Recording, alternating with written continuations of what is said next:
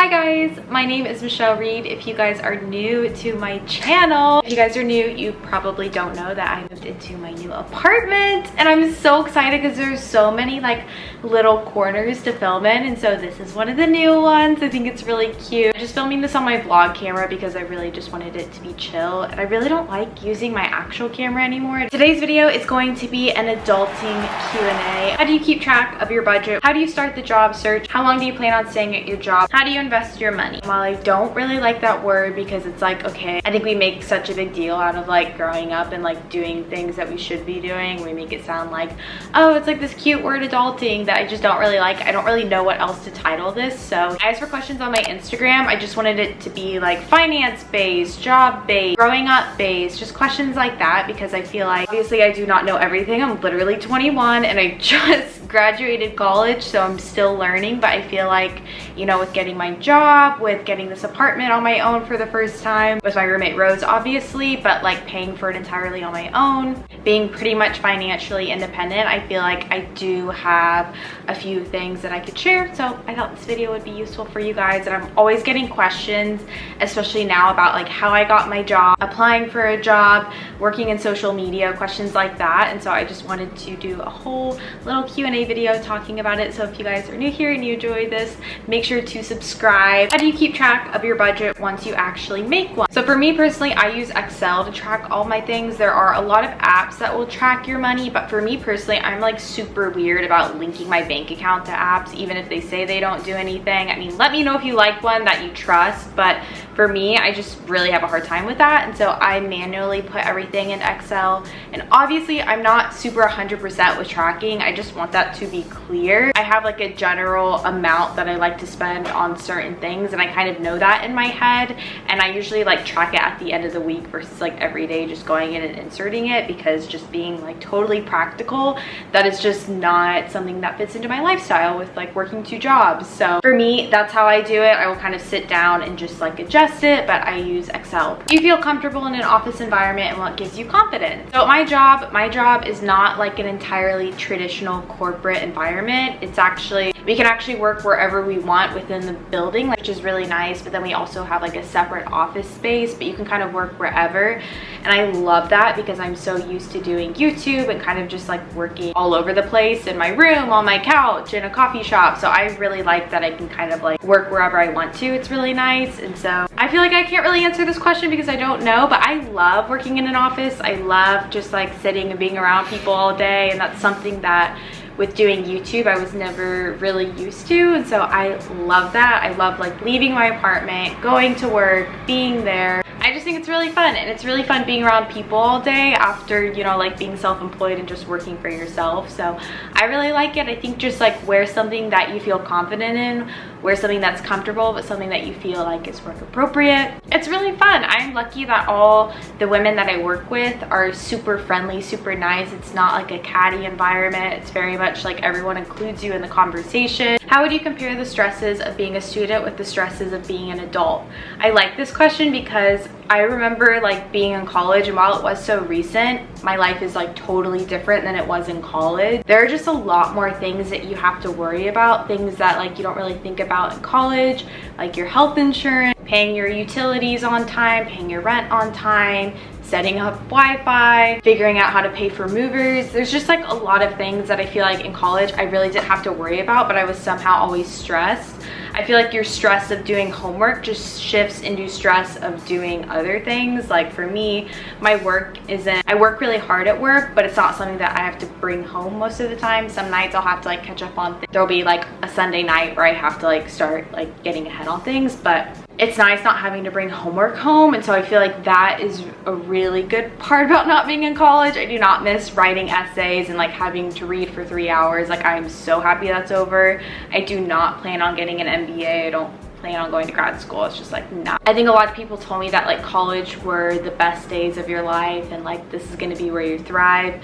I am loving post-grad life so much more than I liked college, and maybe that's just because I had a very different college experience. I'll link my college experience video right here if you want to know more about like what I'm talking about. Because we all are working on influencer marketing, you realize how important it is and how much companies invest in it. And so I feel like the girls I work with, the women that I work with, really respect my job per se. personally, it's just a total 180 from college, where like I never felt like my work was something that was seen as like a real thing, whereas like now it's like actually my job on both sides. Nice feeling like appreciated. I feel a lot more comfortable. I'm just liking the people I'm around. How can you reword your resume to be more applicable to jobs in your field? This is a really good question, and I'm just gonna preface this by saying I don't think your resume is the most important thing. It takes so much to even get your resume read that like I think it's so much more helpful if you have a referral, have someone who knows you who is referring you to the company, have something that sets you apart. If you're just applying to a job and it's like your resume looks the exact same as like everyone else's, I think a lot of people tell you, you know, like look at keywords and make sure those keywords are in your resume.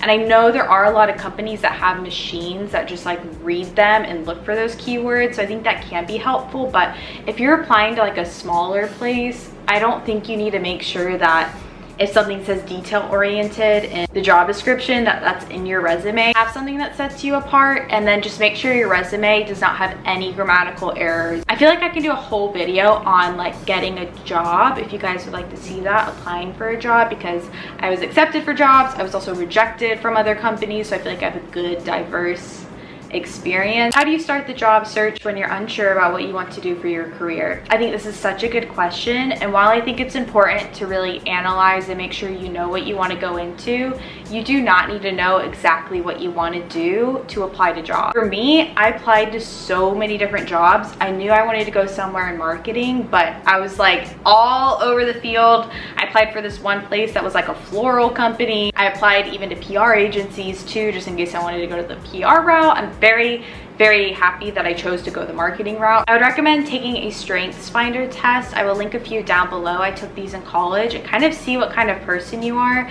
I think it's really important to see, do you like being around people? Do you like staring at a screen all day? Like having more like flexibility? Do you like being micromanaged? Like these are really important things, I think, that are more important to analyze rather than like, oh, do I like doing Excel spreadsheets? Or I think it's more about your personality than your interests, if that makes sense. Because if you like the environment you're in, if you like the type of work you're doing, what you're actually doing, I feel like doesn't matter as much. You know people who work in those industries, try to get informational interviews with them, see if they like it. Is it possible to live in New York City without moving frequently? Definitely. I think that this is totally like a thing that can happen. I think a lot of people found my channel through my New York City apartment video, which makes me really happy. I hope that like helped, but you definitely can stay in an apartment and try to sign a 2-year lease. From my experience, a lot of the buildings that I've been in really only like 1-year leases because rent goes up pretty much every year.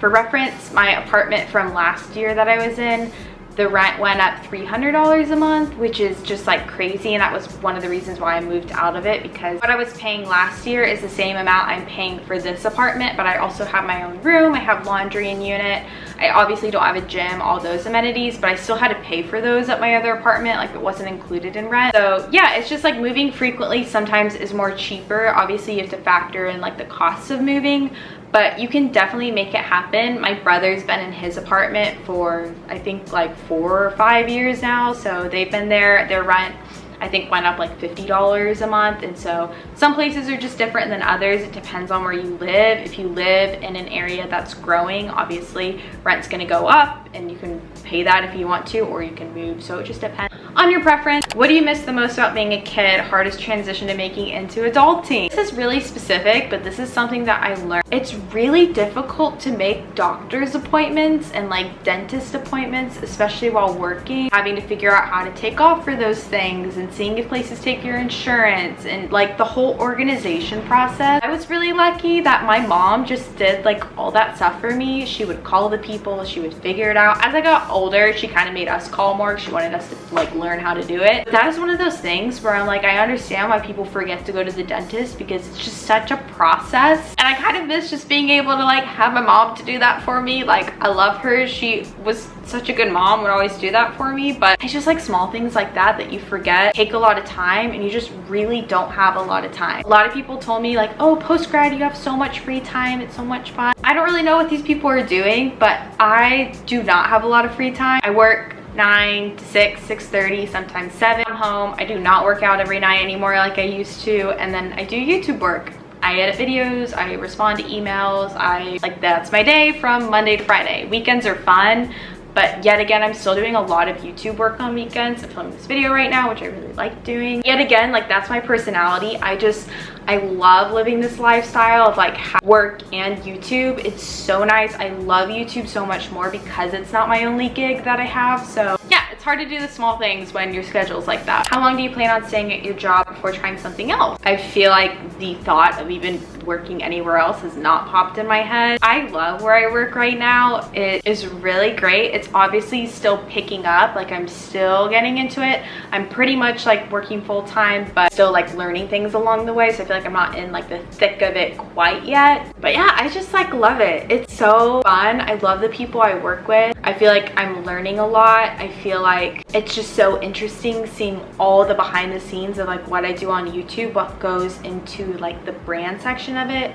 If you guys don't know, I work at a marketing agency that just does influencer marketing. Like it's so cool, and it's a pretty large company. They're around like 50 employees. It's just like awesome. I love it so much. It's so fun. Something that I feel like I haven't talked about before. I love having a boss and like having someone to report to and being accountable. I've always kind of been my own boss of doing YouTube. I have been making this kind of like a business, making money from it since I think I was like 14 or something. And so I've always just like been my own boss, and I never really did the thing of working in retail or working at a food place and like having someone to report to. It builds your character so much, learning how to do things that you don't want to do, just small tasks, and having to report to someone and having someone, you know, like give you deadlines. And while I do have that with you too, it was never the same as like have a boss. And I just think for building your character, it is really important to kind of have that experience. And I love YouTube and I respect people who do this full time for sure, because it is a full-time job. But for me, I just feel like I'm